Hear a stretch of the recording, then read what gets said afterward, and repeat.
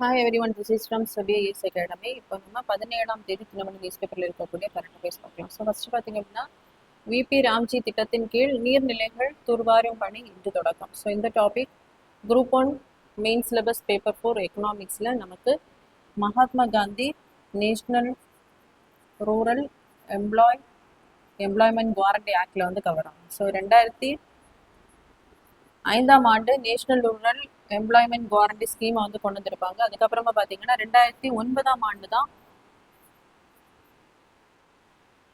இந்த national rural employment guarantee scheme அப்படிங்கிறத மகாத்மா காந்தி அப்படின்னு பேர் மாற்றம் பண்ணியிருப்பாங்க. தற்போது பார்த்தீங்கன்னா இதையும் ரெப்பீட் பண்ணிட்டு விபிஜி ராம்ஜி, அதாவது Viksit Bharat guarantee for Rozgar and Ajeevika mission அப்படிங்கிற திட்டத்தை வந்து சென்ட்ரல் கவர்மெண்ட்டுக்கு கொண்டு வந்திருக்காங்க. ஸோ இதுக்கு முன்னாடி பார்த்தீங்கன்னா இது வந்து சென்ட்ரல் செக்டார் ஸ்கீமாக இருந்திருக்கும்.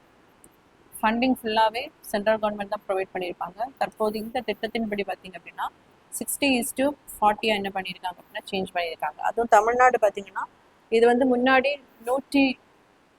100 நாள் வேலை திட்டமாக ரூரலில் இருக்கக்கூடியவங்களுக்கு ஆர்டில் 41 பேசிஸ் அடிப்படையில், அதாவது பப்ளிக் அசிஸ்டன்ஸ் என்ன பண்ணோம் அப்படின்னா அன்எம்ப்ளாய்மெண்ட், ரிஸ்க்,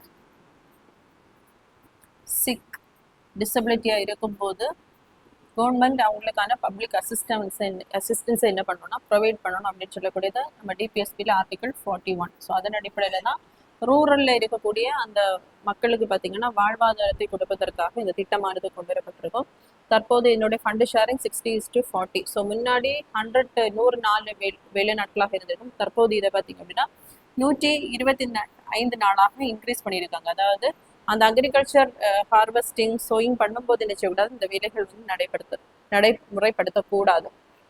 ஸோ இது நம்மளுடைய ஸ்டேட் கவர்மெண்ட் பார்த்தீங்கன்னா 125 நாளை வந்து 150 நாளாக இன்க்ரீஸ் பண்ணியிருக்காங்க.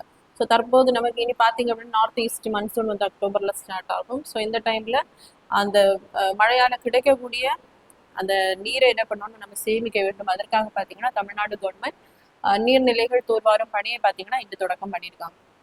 கதிசக்தி திட்டம். ஸோ கதிசக்தி திட்டம் அப்படிங்கிறது இன்ஃப்ராஸ்ட்ரக்சரை வந்து டெவலப்மெண்ட் பண்ணக்கூடிய திட்டம் தான் இந்த கதிசக்தி திட்டம்.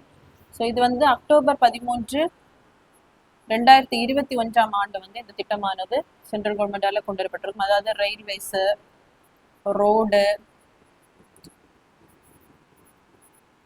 Board,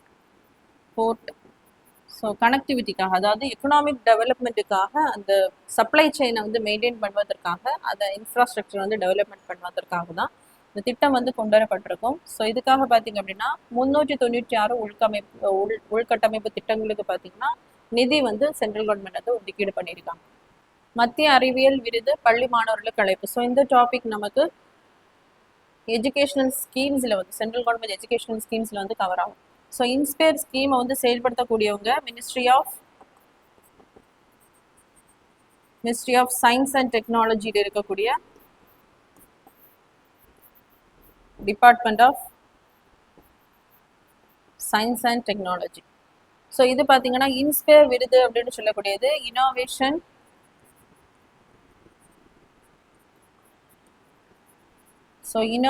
in science pursuit for innovation in science pursuit for inspire research. So scientific ஏரியாவில் பார்த்தீங்கன்னா அந்த மாணவர்களை ஈடுபடுத்தும் பொருட்டு தான் இந்த இன்ஸ்பயர் ஸ்கீமை வந்து சென்ட்ரல் கவர்மெண்ட் வந்து செயல்படுத்துகிறாங்க. ஸோ எந்த வகுப்புகளுக்கு அப்படின்னு பார்க்கும்போது 6 to +2 வரைக்கும் உள்ள மாணவர்களுக்கு. ஸோ இதில் பார்த்தீங்கன்னா முதலாவதாக அவங்க வந்து இப்போ இருக்கக்கூடிய அந்த பிரச்சனைகளை வந்து எப்படி சால்வ் பண்ணலாம், என்விரான்மெண்ட் ரிலேட்டடாக, அக்ரிகல்ச்சர் ரிலேட்டடாக எப்படி சால்வ் பண்ணுறோம் அப்படின்றத ஃபஸ்ட் என்ன பண்ணுவாங்கன்னா ஒரு 5 திட்டங்களை வந்து இவங்க வந்து அப்லோட் பண்ணுவாங்க இந்த ஸ்டூடெண்ட்ஸ். ஸோ அவங்களுடைய அந்த திட்டத்தின் அடிப்படையில் பார்த்தீங்கன்னா 10,000 வந்து இவங்களுக்கு ஊக்கத்தொகையாக வழங்கப்படும். அதுக்கப்புறமா இவங்க வந்து அவங்களுடைய அந்த ப்ராஜெக்டை பண்ணி என்ன பண்ணால் ஃபஸ்ட்டு டிஸ்ட்ரிக்ட் லெவலில், அடுத்ததாக ஸ்டேட் லெவலில், அடுத்ததாக நேஷனல் லெவலில் என்ன பண்ணணும்னா அவங்களுடைய அந்த ப்ராஜெக்டை வந்து ப்ரெசன்டேஷன் பண்ணணும். ஸோ இது ரொம்ப இன்ஸ்பயர் ஆச்சு அப்படின்னா இவங்களுக்கு வந்து இந்த இன்ஸ்பயர் விருது வந்து வழங்கப்படும். அதே மாதிரி ஜப்பானில் இருக்கக்கூடிய அந்த சாகுரா சயின்டிஃபிக் ரிசர்ச்சுக்கு வந்து செல்லக்கூடிய அந்த வாய்ப்பும் வந்து இந்த பிள்ளைகளுக்கு வந்து தேர்ந்தெடுக்கக்கூடிய இந்த பிள்ளைகளுக்கு வந்து வழங்கப்படும்.